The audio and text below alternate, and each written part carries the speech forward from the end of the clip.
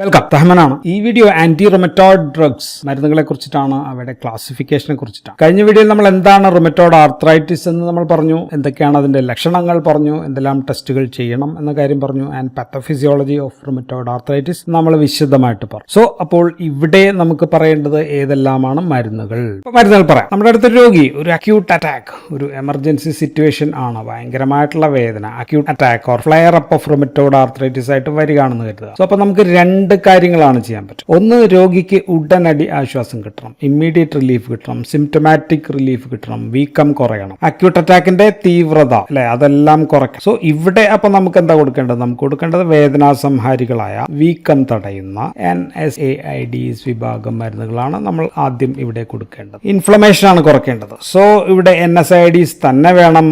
നമുക്ക് ഇൻഡോമെത്താസിൻ വേണമെങ്കിൽ കൊടുക്കാം, അല്ലെങ്കിൽ ഡൈക്ലോഫെനാക് കൊടുക്കാം, അസിക്ലോഫെനാക് സോഡിയം അത് കൊടുക്കാം, പൈറോക്സിക്കാം, നാപ്രോക്സൻ, ഇങ്ങനെയൊക്കെയുള്ള NSAIDs വിഭാഗത്തിൽപ്പെട്ട മരുന്നുകൾ നമുക്ക് കൊടുക്കണം. മറ്റ് ഇവിടെ എഴുതാത്ത ബാക്കിയുള്ള NSAIDs നമുക്ക് വേണമെങ്കിൽ കൊടുക്കാം. പക്ഷെ നമ്മൾ പാരസെറ്റമോൾ കൊടുത്തിട്ട് കാര്യമില്ല. കാരണം പാരസെറ്റമോളിന് ആന്റി ഇൻഫ്ലമേറ്ററി ആക്ഷൻ ഇല്ല, വേദന കുറയ്ക്കും, പനി കുറയ്ക്കും. പക്ഷെ പാരസെറ്റമോളായിട്ട് ചേർന്നിട്ടുള്ള ഏതെങ്കിലും മരുന്നുകളൊക്കെ ആണെങ്കിൽ ഓക്കെ, അത് വേണമെങ്കിൽ കൊടുക്കാം. പക്ഷെ നമ്മുടെ പ്രശ്നം, ഈ മരുന്നുകൾ നമുക്ക് തുടർച്ചയായിട്ട് ദീർഘനാൾ ഈ രോഗത്തിന് ഇങ്ങനെ കൊടുത്തുകൊണ്ടിരിക്കാൻ പറ്റില്ല എന്നുള്ളതാണ്. ഒരു ഇമ്മീഡിയറ്റ് റിലീഫിന് നമുക്ക് ആദ്യം കൊടുക്കാവുന്നത് NSAIDs വിഭാഗം മരുന്നുകളാണ്. ഇനി ഇത് നൽകിയിട്ടും, NSAIDs നൽകിയിട്ടും വേദന, വീക്കം ഇത് കുറവില്ല, കാര്യമായി കുറവില്ല, NSAIDs റെസിസ്റ്റന്റ് ആണ് എങ്കിൽ, ഇപ്പോൾ വീക്കം NSAID റെസിസ്റ്റന്റ് ആണെങ്കിൽ നമുക്ക് അപ്പോൾ ഉപയോഗിക്കാവുന്ന മരുന്നാണ് കോർട്ടിക്കോസ്റ്റീറോയിഡ്സ് വിഭാഗം മരുന്ന് നമുക്ക് കൊടുക്കാം. ഗുളികയായിട്ട് നമ്മൾ ഏറ്റവും ഫേമസ് ആയിട്ട് നമ്മൾ ഉപയോഗിക്കുന്നത് പ്രെഡ്നിസോളോൺ എന്ന് പറയുന്ന മരുന്നാണ്. പ്രെഡ്നിസോൾ കുത്തിവെക്കുന്ന രീതിയിൽ ആവശ്യമാണെങ്കിൽ സന്ധികളിലേക്ക് കുത്തിവെക്കുന്ന രീതിയിൽ നമുക്ക് കോർട്ടിക്കോസ്റ്റീറോയിഡ് കൊടുക്കാം. അങ്ങനെ കൊടുക്കുന്നത് ഇഞ്ചക്ഷൻ ആണ്,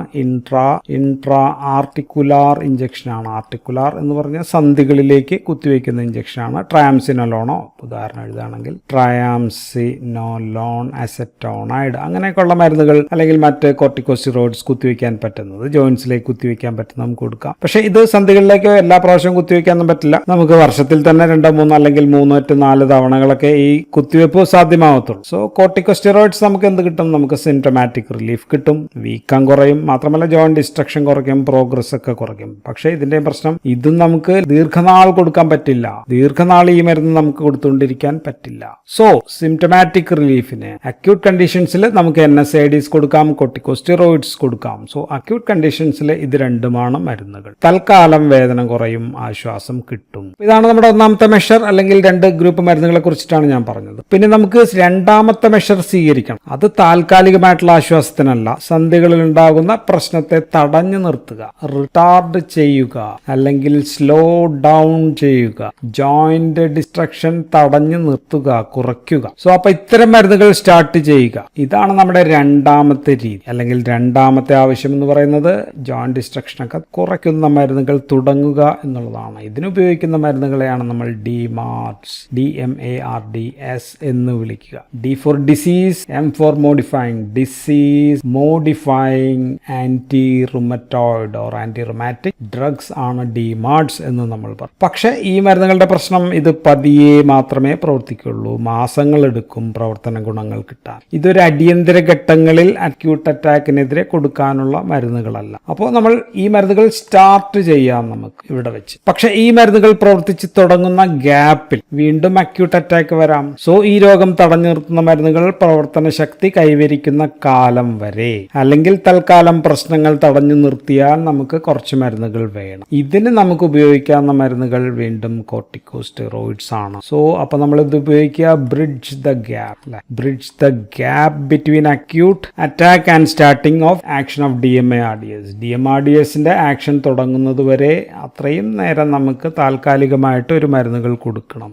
സോ അപ്പോൾ പ്രധാനമായിട്ട് പ്രെഡ്നിസോളോൺ പോലെയുള്ള കോർട്ടിക്കോസ്റ്റീറോയിഡ് ആയിരിക്കും, ഓറൽ ഗുളികയായിട്ടായിരിക്കും നൽകുക. അപ്പം ഇങ്ങനെ കൊടുക്കുന്നതിനെ നമ്മൾ ബ്രിഡ്ജ് തെറാപ്പി എന്നാണ് പറയുന്നത്. സോ കോർട്ടിക്കോസ്റ്റീറോയിഡ്സ് നമുക്ക് എമർജൻസിയിലും ഫലമുണ്ട്, മറ്റു മരുന്നുകളുടെ ഫലം ലഭിക്കുന്ന കാലത്തേക്ക് ബ്രിഡ്ജ് തെറാപ്പിയുമായിട്ട് ഉപയോഗിക്കാവുന്ന മരുന്നുകളാണ് കോർട്ടിക്കോസ്റ്റീറോയിഡ്സ്. പക്ഷേ തുടർച്ചയായി ദീർഘനാൾ കോർട്ടിക്കോസ്റ്റീറോയിഡ്സ് നമുക്ക് നൽകാൻ പറ്റില്ല. കാരണം കുഷിംഗ് സിൻഡ്രോം പോലെയുള്ള സീരിയസ് ആയിട്ടുള്ള സിസ്റ്റമിക് പ്രശ്നങ്ങളൊക്കെ ഉണ്ടാകാം. സോ RAയിൽ കോർട്ടിക്കോസ്റ്റീറോയിഡ്സ് നിർബന്ധമായിട്ടും നൽകേണ്ട മറ്റു മറ്റൊരു സാഹചര്യം കൂടിയുണ്ട്. അത് എപ്പോഴാണെന്ന് ചോദിച്ചു കഴിഞ്ഞാൽ അത് എക്സ്ട്രാ ആർട്ടിക്കുലാർ മാനിഫെസ്റ്റേഷൻസ് ഉണ്ട് എന്ന് കരുതിയാൽ. റുമറ്റോയിഡിന്റെ എക്സ്ട്രാ ആർട്ടിക്കുലാർ മാനിഫെസ്റ്റേഷൻ സ്കിന്നിൽ വരാം, ലങ്സിൽ വരാം, ഹാർട്ടിൽ വരാം, ബ്ലഡ് വെസലിലൊക്കെ വരാം. നമ്മൾ മറ്റേ വീഡിയോയിൽ പറഞ്ഞു, ആദ്യത്തെ വീഡിയോയിൽ പറഞ്ഞു. മറ്റവയങ്ങളെയും ബാധിക്കാം. സോ രോഗിക്ക് ഇന്റർസ്റ്റീഷ്യൽ ലങ് ഡിസീസസ് ഉണ്ടെങ്കിൽ, റുമറ്റോയിഡ് ആർത്രൈറ്റിസുമായിട്ട് ബന്ധപ്പെട്ടിട്ടുള്ള ഇന്റർസ്റ്റീഷ്യൽ ലങ് ഡിസീസ് ഉണ്ടെങ്കിൽ the drug of choice is again corticosteroids കൊടുത്തേ പറ്റൂ. സോ അക്യൂട്ട് കണ്ടീഷൻസിൽ അപ്പൊ നമുക്ക് കുറച്ച് നാൾ NSAID കൊടുക്കാം, ആവശ്യമെങ്കിൽ കോർട്ടിക്കോസ്റ്റെറോയിഡ്സിലേക്ക് പോകാം. ദെൻ DMRD തുടങ്ങുന്നു. ഇതിനിടയിൽ നമുക്ക് ബ്രിഡ്ജ് തെറാപ്പി ആയിട്ട് കോർട്ടിക്കോസ്റ്റെറോയിഡ്സ് കൊടുത്തുകൊണ്ടിരിക്കാം. ചില കണ്ടീഷനിലാണെങ്കിൽ കോർട്ടിക്കോസ്റ്റെറോയിഡ്സ് മസ്റ്റ് ആയിട്ട് കൊടുത്തേ പറ്റൂ. സോ അപ്പൊ നമ്മൾ തുടർച്ചയായിട്ട് കൊടുക്കുന്ന രോഗപ്രശ്നങ്ങൾ തടഞ്ഞു നിർത്തുന്ന, റിട്ടാർഡ് ചെയ്യുന്ന, അതിന്റെ കാഠിന്യം വേഗതയൊക്കെ കുറയ്ക്കുന്ന, ജോയിന്റ് ഡിസ്ട്രക്ഷൻ സ്ലോ ഡൗൺ ചെയ്യുന്ന DMRDs മരുന്നുകൾ ഏതെല്ലാമാണ് എന്നാണ് നോക്കേണ്ടത്. DMARDസിനെ കുറിച്ചാണ് നമ്മൾ പറയാ.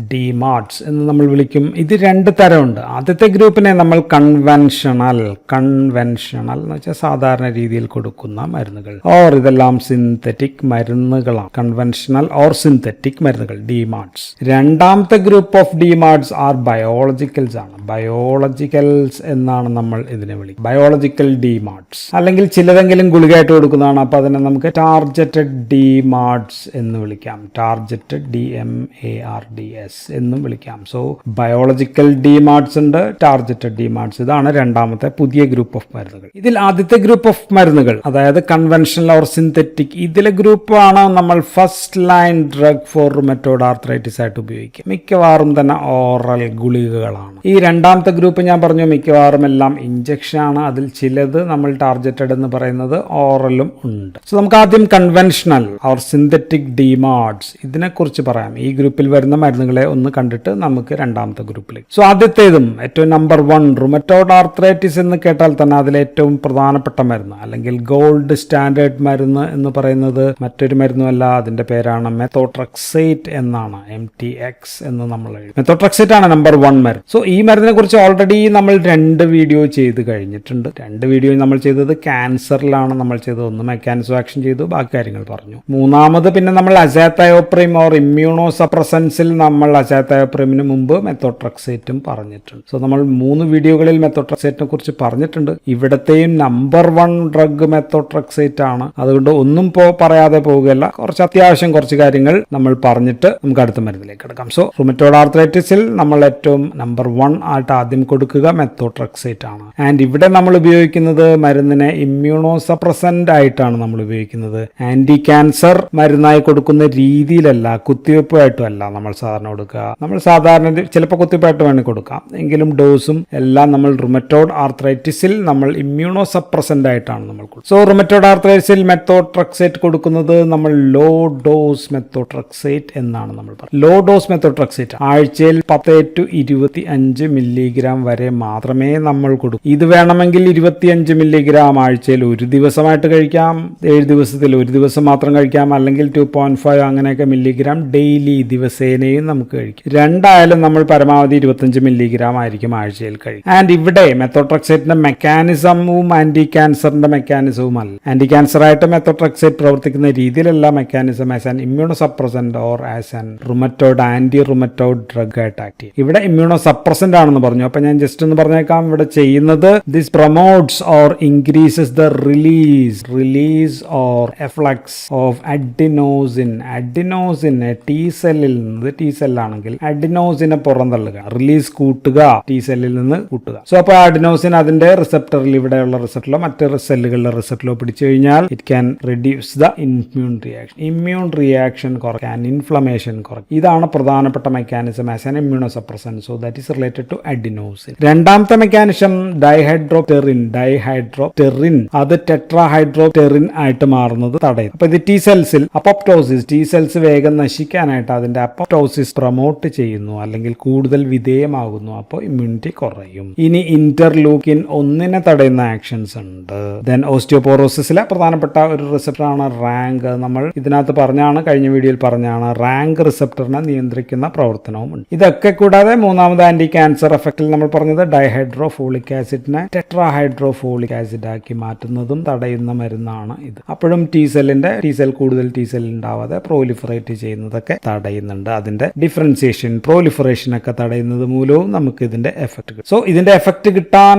ഒരു 6 to 8 ആഴ്ച, 2 മാസം എങ്കിലും പിടിക്കും. അതാണ് അത്രയും നാളാണ് നമ്മൾ എന്ത് പറഞ്ഞത്, അത്രയും നാളാണ് നമുക്ക് കോർട്ടിക്കോസ്റ്റീറോയിഡ്സ് ബ്രിഡ്ജ് തെറാപ്പി ആയിട്ട് കൊടുക്കണം എന്ന് നമ്മൾ പറഞ്ഞു. സോ ഇത് ഏറ്റവും പ്രധാനപ്പെട്ട മരുന്നായതുകൊണ്ടും ഇവിടെ പറയേണ്ട അത്യാവശ്യമായതുകൊണ്ടാണ് ഞാൻ ഓൾറെഡി വീണ്ടും പറഞ്ഞത്, റിപ്പീറ്റ് ചെയ്യുന്നത്. ഇനി മറ്റ് conventional or synthetic anti rheumatoid DMARDS ഏതൊക്കെയാണെന്ന് ചോദിച്ചാൽ, ഒന്ന് ലെഫ്ലൂനോമൈഡ് ആണ്. ലെഫ്ലൂനോമൈഡ് എന്ന് പറയുന്ന ഒരു മരുന്നാണ്. ഇതൊരു പിരിമിഡിൻ സിന്തസിസ് ഇൻഹിബിറ്റർ ആണ്. പിരിമിഡിൻ സിന്തസിസ് ഇൻഹിബിറ്റർ പ്രവർത്തന രീതി എന്ന് വെച്ചാൽ ഡൈഹൈഡ്രോ ഒറോട്ടേറ്റ് ഡീഹൈഡ്രോജിനേസ് എന്ന് പറയുന്ന ഒരു എൻസൈമിനെ തടയലാണ്. നമുക്ക് ഈ മരുന്നിനെ കുറിച്ച് പറയുമ്പോൾ ഡീറ്റെയിൽ ആയിട്ട് പറയാം. അപ്പോൾ അതുകൊണ്ട് ടി സെൽസിന്റെ ആക്ഷൻ തടയുന്ന ഇമ്മ്യൂണോ സപ്രസന്റ് ആണ് ലെഫ്ലൂനോമൈഡ്. പറയുന്ന എല്ലാം ഇമ്മ്യൂണോ സപ്രസന്റ് ആണ്. ആൻഡ് ഇനി ഞാൻ പറയാൻ പോകുന്ന മരുന്നെല്ലാം തന്നെ മൈൽഡ് ആയിട്ടുള്ള റുമറ്റോയ്ഡ് ആർത്രൈറ്റിസിന് ഉപയോഗിക്കുന്നതാണ്. വെരി സിവിയറിനൊന്നും കൊടുക്കുന്നതല്ല. ഒരു മരുന്ന് ഹൈഡ്രോക്സി ക്ലോറോക്വിൻ എന്ന് പറയുന്ന ഒരു മരുന്ന്. ആൻഡ് ഇത് ടി സെൽ, ഇപ്പൊ ഇത് ടി സെല്ലാണെങ്കിൽ, ടി സെല്ലിൽ ഇതൊരു ലൈസോസോം ആണെങ്കിൽ ഈ ലൈസോസോമിന്റെ അകത്തുള്ള pH ഇൻക്രീസ് ചെയ്തിട്ട് അതിനെ സ്റ്റെബിലൈസ് ചെയ്യുന്ന ഒരു മരുന്നാണ്. സോ അങ്ങനെയാണ് ഇത് വർക്ക് ചെയ്യുന്നതാണ് നമ്മൾ കരുതുന്നത്. മറ്റൊരു ആക്ഷൻ പറയുന്നത് ഇതിന്റെ ടോൾ ലൈക്ക് റിസപ്റ്റർ 9 അതിനെ ഇൻഹിബിറ്റ് ചെയ്യുന്ന, അതിൽ പ്രവർത്തിക്കുന്ന ഒരു ആർക്ക് കൂടി ഉണ്ട്. ഇതിന് കൃത്യമായിട്ട് നമുക്ക് ഇതിന്റെ മെക്കാനിസം ഇപ്പോഴും അറിയാൻ പാടില്ല. നമ്മൾ കോവിഡിന് വരെ ഇതൊക്കെ കൊടുത്തു നോക്കിയ മരുന്നാണെന്ന് നിങ്ങൾക്കറിയാം. ദെൻ ഹൈഡ്രോക്സിക്ലോറോക്വിന്റെ ഒരു സമാന മരുന്നാണ് ക്ലോറോക്വിൻ എന്ന് പറയുന്ന മരുന്ന്. ക്ലോറോക്വിൻ എന്ന് പറയുന്നത് ആന്റി മലേറിയലാണ്. കുറെ ആക്ഷൻസ് ഇതേപോലെയൊക്കെ തന്നെയാണ്. ദെൻ അടുത്തൊരു മരുന്ന്, അപ്പൊ ഇത് നമുക്ക് 3ാമത്തെ മരുന്നാണ്. 4ാമത്തെ മരുന്ന് നമ്മൾ പറയുന്നത് അൾസറേറ്റീവ് കൊളൈറ്റിസ് എന്ന് പറയുന്ന രോഗത്തിന് നമ്മൾ ഉപയോഗിക്കുന്ന മരുന്നാണ് സൾഫാസലാസിൻ എന്ന് പറയുന്ന ഒരു മരുന്നുണ്ട്. ആൻഡ് സൾഫാസലാസിനകത്ത് 2 സാധനങ്ങളുണ്ട്. ഒന്ന് സൾഫാപിരിഡിൻ എന്ന് പറയുന്ന സാധനമുണ്ട്. ഇതൊരു നൈട്രജൻ ഓർ അസോ ബോണ്ടുമായിട്ട് ചേർന്നിരിക്കുന്നത് 5-അമിനോ സാലിസിലിക് ആസിഡുമായിട്ട്. ആൻഡ് ഇതിനകത്ത് സൾഫാപിരിഡിൻ എന്ന് പറയുന്ന ഭാഗമാണ് നമുക്ക് ഇവിടെ ആന്റി റുമറ്റോയ്ഡ് ഡ്രഗിന്റെ ഭാഗമായിട്ട് വരിക.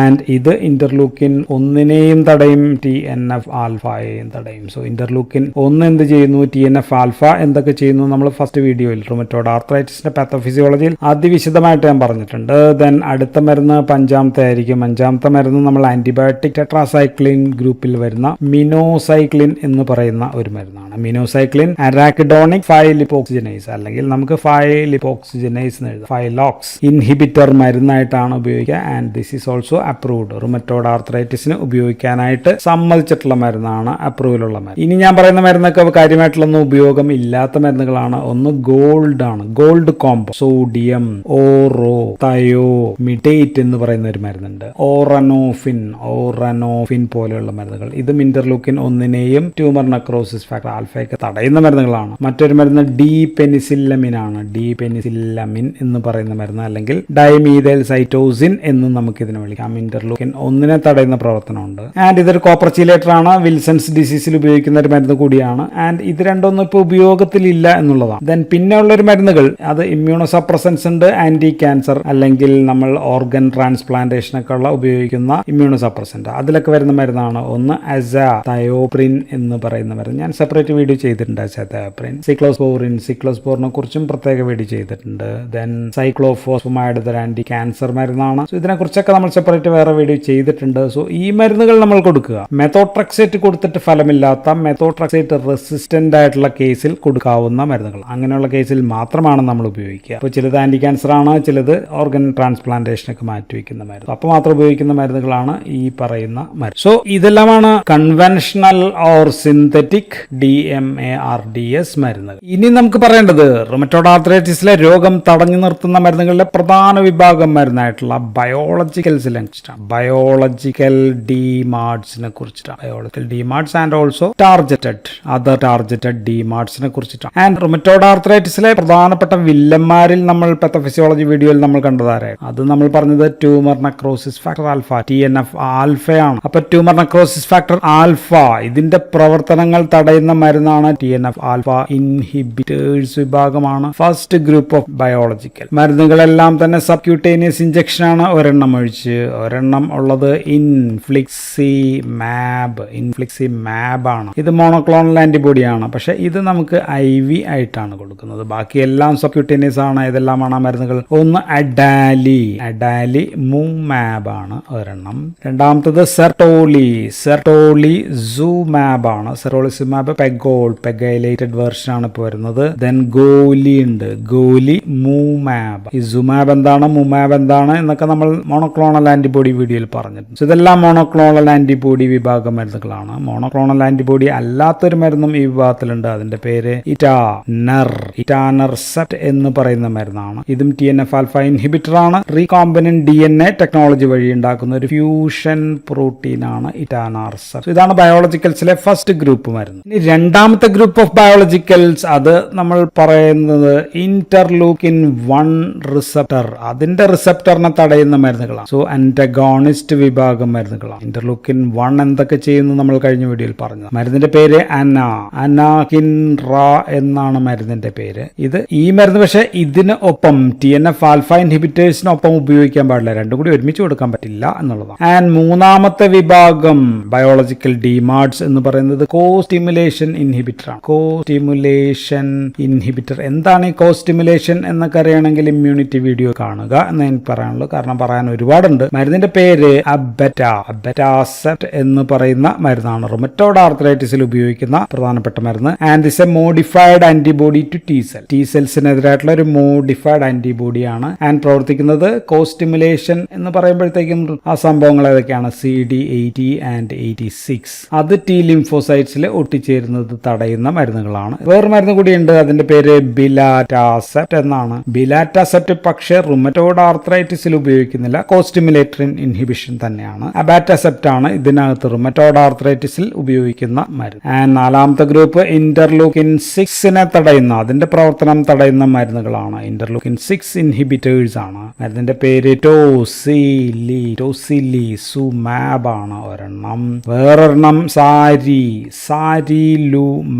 സാരിലുമാബ്. എല്ലാ മാബാണ് മോണോക്ലോണൽ ആന്റിബോഡീസ്. ഇതൊക്കെയാണ് ഇന്റർലൂക്കിൻ 6 റിസപ്റ്റർ ആന്റഗോണിസ്റ്റ്. പുതിയൊരു മരുന്ന് മാബ് കൂടി വരുന്നുണ്ട്, ഒലോക്കിസുമാബ്. എഴുതിയേക്കാൻ ജസ്റ്റ് ഒലോക്കിസുമാബ്. ഇത് പക്ഷെ ഇറങ്ങിയിട്ടില്ല ഇതുവരെ. ഇനി അടുത്ത ഗ്രൂപ്പ് മരുന്ന് വളരെ ഫേമസ് ആയിട്ടുള്ള ഒരു മരുന്നാണ് CD20 ഇൻഹിബിറ്റേഴ്സ് ആണ്. CD20 ഇൻഹിബിറ്റേഴ്സ് ആണ്, മോണോക്ലോണൽ ആന്റിബോഡിയാണ് മരുന്ന്. വെരി ഫേമസ് മരുന്നാണ്. റിറ്റുക്സിമാബ് എന്ന് പറയുന്ന പലവിധ ക്യാൻസറിലൊക്കെ ഉപയോഗിക്കുന്ന മരുന്നാണ്. ഇത് തടയുന്നത് B ലിംഫോസൈറ്റിലുള്ള അതിന്റെ പുറത്തുള്ള CD20. അപ്പം CD20 ഒട്ടിച്ചേരുമ്പോൾ B സെൽ ഡിപ്ലീറ്റേഴ്സ് ആണ്. B സെൽ എന്താ ഉണ്ടാക്കുക, B സെൽ ഉണ്ടാക്കുന്നത് ആന്റിബോഡി ഉണ്ടാക്കുന്ന സെല്ലുകളാണ്. B സെൽ ഡിപ്ലീറ്റർ വിഭാഗം മരുന്ന്. ആൻഡ് ഇതെല്ലാം ബയോളജിക്കൽ ഇൻജെക്ടബിൾസ് ആണ്, ഈ പറഞ്ഞ എല്ലാ മരുന്നുകളും. ഇനി ഇഞ്ചക്ഷൻ അല്ലാത്ത ഗുളികയായിട്ട് ഉപയോഗിക്കുന്ന, ഓറലായിട്ട് കൊടുക്കുന്ന DMRD നമ്മൾ ഓറൽ വേറെ കുറെ കണ്ടു. അതെല്ലാം നമ്മൾ പറഞ്ഞത് കൺവെൻഷണൽ ഓർ സിന്തറ്റിക് ആണ്. ഇതല്ല, ഏകദേശം ബയോളജിക്കൽ തന്നെയാണ്. അപ്പൊ അതിനെ നമുക്ക് പ്രത്യേകം ടാർജറ്റഡ് ഡിമാർഡ്സ് എന്ന് വിളിക്കും. ടാർജറ്റഡ് ഡിമാർഡ്സ് അത് നമ്മൾ ഉപയോഗിക്കുന്നത് ജാനസ് കൈനസ് ഇൻഹിബിറ്റേഴ്സ് ആണ്. Janus kinase inhibitors. പെട്ടെന്ന് മനസ്സിലാകുന്നില്ലെങ്കിൽ ജാക്ക് പാത്വേ എന്ന് ഓർത്താൽ മതി. ജാക്കിനെ തടയുന്ന മരുന്നുകളാണ് ജാക്ക് ഇൻഹിബിറ്റേഴ്സ്. സോ ആദ്യം വന്നത് ഫസ്റ്റ് ജനറേഷൻ ജാക്ക് ഇൻഹിബിറ്റേഴ്സ് ആണ് നമ്മൾ ആദ്യം വന്നത്. അത് നോൺ സെലക്റ്റീവ് ആണ്, കാരണം ജാക്ക് പലതരമുണ്ട്. ഉദാഹരണം മരുന്നുകൾ ടോഫാസിറ്റി നിബിലാണ് എല്ലാം അവസാനിക്കുക, നിബ്സ് ആണ്. ഇത് ജാക്ക് 1നെയും തടയും ആൻഡ് 3നെയും തടയും. റുക്സോലിറ്റിനിബ് ഉണ്ട്. റുക്സോലിറ്റിനിബ് എന്ന് പറയുന്ന മരുന്ന് ജാക്കിനെ 1നെയും തടയും 2നെയും തടയും. റുക്സോലിറ്റിനിബ് വേറെയും പല ആക്ഷൻസ് കൂടിയുണ്ട് റുക്സോലിറ്റ്. പിന്നെ ഒരു മരുന്നുള്ളത് ബാരിസിറ്റിനിബ് ആണ്. ബാരിസിറ്റിനിബ് അത്രയും സെലക്റ്റീവ് ആക്ഷൻ ഇല്ലാത്ത ഒരു മരുന്നാണ്. സോ ഇതെല്ലാം ഫസ്റ്റ് ജനറേഷൻ ആണ്. അപ്പൊ ഇനി വന്നത് second generation Jack kinase inhibitors വന്നിട്ടുണ്ട്. അതിന്റെ പേരുകൾ പ്രത്യേകം ഒന്ന് കേൾക്കുക. ഉപ്പഡാസിറ്റിനിബ് ആണ്. ഉപ്പഡാസിറ്റിനിബ്. പിന്നെ ഉള്ളത് ഫിൽഗോറ്റിനിബ്. നിബിൽ അവസാനിക്കുന്നു, ടിനിബിൽ അവസാനിക്കുന്നുണ്ട്. എല്ലാം ടിനിബ്സ് ആണ്. സോ ഇത് രണ്ടും ജാക്ക് 1നെ മാത്രം. സോ ദീസ് ആർ സെലക്റ്റീവ് ആണ്. ജാക്ക് 1 ഓൺലി ഇൻഹിബിറ്റേഴ്സ് ആണ്. അപ്പൊ അതുകൊണ്ട് കുറെ ദോഷഫലങ്ങളൊക്കെ കുറവായിരിക്കും. സോ ഇതെല്ലാം മെത്തോട്രക്സേറ്റിന് ഒപ്പമായിരിക്കും കൊടുക്കേണ്ട DMRD. സോ ഈ പറഞ്ഞ biological DMRD plus conventional synthetic DMRDs എല്ലാം കൂടി ചേരുന്നതെല്ലാം DMRDs ഡിഫറെന്റ് ടൈപ്പ്. അപ്പൊ ഈ മരുന്നുകൾ എന്താ ചെയ്യുക, റുമറ്റോയ്ഡ് ആർത്രൈറ്റിസിന്റെ പ്രശ്നങ്ങളെ തടഞ്ഞു നിർത്താൻ, റിട്ടാർഡ് ചെയ്യാൻ, സ്ലോ ഡൗൺ ചെയ്യാനായിട്ട് ഉപയോഗിക്കുന്ന മരുന്നുകളാണ് DMRDs. അത്യാവശ്യം ഒരു എമർജൻസിയിൽ ഉപയോഗിക്കുന്ന മരുന്നുകളാണ് NSAIDs. ഇതിന് രണ്ടിനും ഇടയിൽ എമർജൻസി ഉപയോഗിക്കാം, അത്യാവശ്യം തടഞ്ഞു നിർത്താനും കൂടി പറ്റുന്ന മരുന്നുകളാണ് കോർട്ടിക്കോസ്റ്റീറോയിഡ്. ഇത്രയും ഗ്രൂപ്പുകൾ മരുന്നുകളാണ് നമ്മൾ കണ്ടത്. അപ്പൊ ഇനി ഓരോരോ ഗ്രൂപ്പിനെ പറ്റി നമുക്ക് സെപ്പറേറ്റ് പുറകെ പറയാം. So that's all in this video. Thank you for watching.